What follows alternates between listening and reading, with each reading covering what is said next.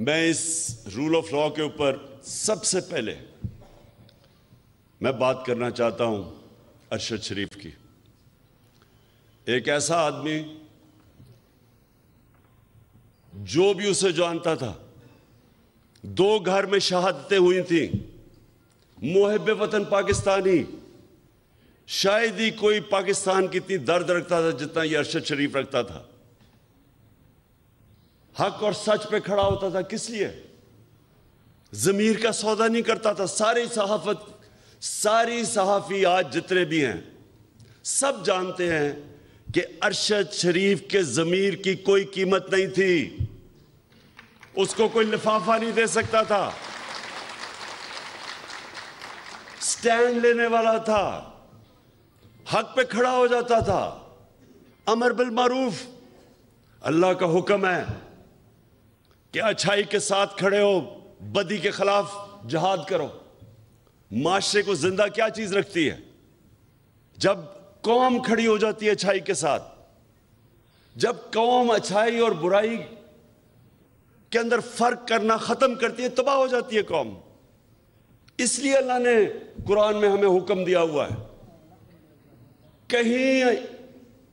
کہیں اس نے اجازت نہیں دی انسان کو نیوٹرل رہنے کی، کہیں اجازت نہیں دی. اور ارشد شریف وہ آدمی تھا جو سچ پہ کھڑا ہو جاتا تھا، پاکستان کے انٹرسٹ کے لیے کھڑا ہو جاتا تھا. میرے سے کئی دفعہ اس نے میرے اتنی تنقید کی میری، جب وہ سمجھتا تھا کہ میں غلط کر رہا ہوں. کسی مافیا کو نہیں بخشتا تھا. اپنے پروگرام میں بار بار یہ جو 2 لٹیرے خاندان جنہوں نے ملک کو 30 سال سے لوٹا ہے، ہر پروگرام میں ان کو ننگا کرتا تھا، ثبوت کے ساتھ.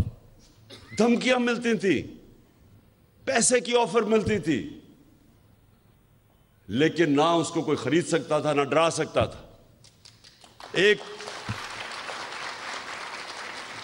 اور وہ پاکستانی، وہ صحافی جو ساری قوم جانتی ہے کہ وہ ملک کے انٹرسٹ کے لیے محب وطن، جس آدمی کی گھر میں 2 شہادتیں ہوئی ہوں،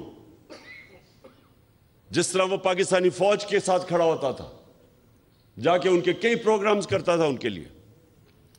تو یہ آج میں آپ کو بتانا ہوں کہ ٹریجڈی دیکھیں یہ پاکستان کی.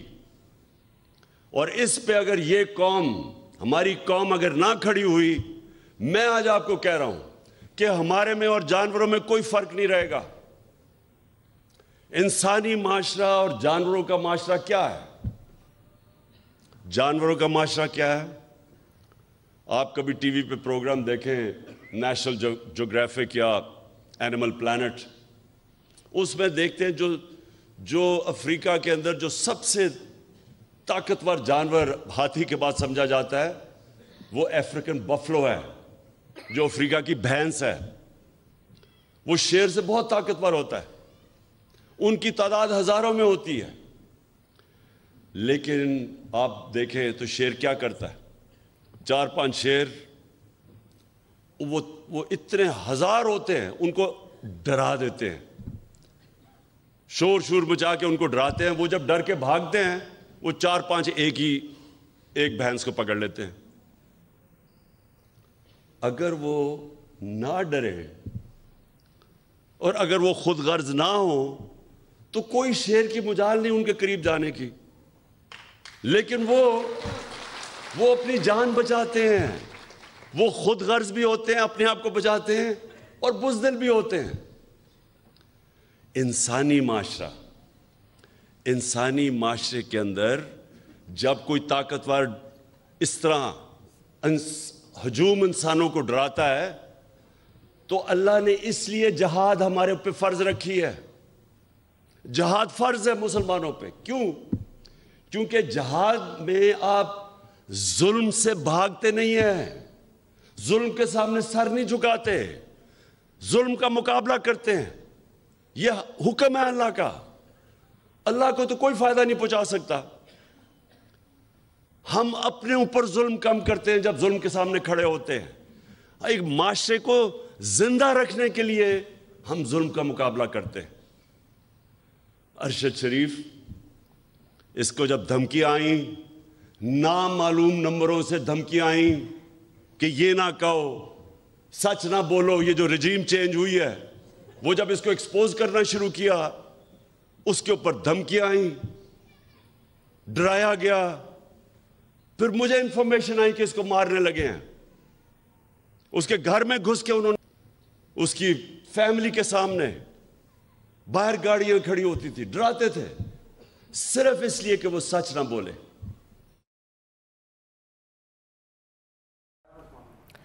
Chairman P T I Imran Khan وکلا کنونشن سے خطاب کر رہے ہیں۔ ان کی جانب سے کہا گیا کہ یہ تاریخ کا وہ مرحلہ ہے جس میں مجھے وکلا کی سب سے زیادہ ضرورت ہے۔ انصاف کے لیے جدوجہد نہ کرنے والی قوم تباہ ہو جاتی ہے۔ ان کی جانب سے کہا گیا کہ انصاف کو یقینی بنانا ہے، اور کہا کہ آئین ہمیں قوانین بتاتے ہیں کہ کس طرح ملک کو چلانا چاہیے، ہمیں یہ سمجھنا ہے کہ انسان اور حیوان میں کیا فرق ہے۔ اور ان کی جانب سے یہ بھی کہا گیا کہ انصاف سب کے لیے برابر ہونا چاہیے۔ عمران خان وکلا کنونشن سے خطاب کر رہے ہیں۔ چیئرمین تحریک انصاف عمران خان وکلا کنونشن سے خطاب کر رہے ہیں۔ ان کی جانب سے کہا گیا کہ کمزور کو طاقتور سے تحفظ ملے، قانون میں سب برابر ہوں، وہ معاشرہ کہلاتا ہے۔ ان کی جانب سے کہا گیا کہ انصاف خوشحالی لے کر آتا ہے، جس معاشرے میں انصاف ہوتا ہے وہ معاشرہ خوشحال معاشرہ ہوتا ہے۔